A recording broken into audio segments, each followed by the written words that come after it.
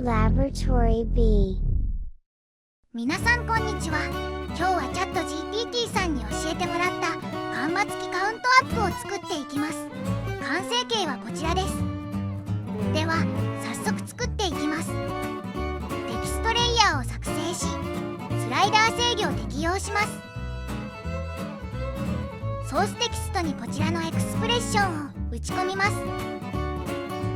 チャット GPT さんに丁寧に解説してもらいましたが、いまいち分かってません。今回は完全に自分の備忘録です。概要欄にエクスプレッションを貼っておきます。あとはチャット GPT さんに感謝しながらスライダー制御にキーを打ち込んでドドーンと完成です。今回は以上になります。コメント欄で感想などいただけると嬉しいです。ご視聴ありがとうございました。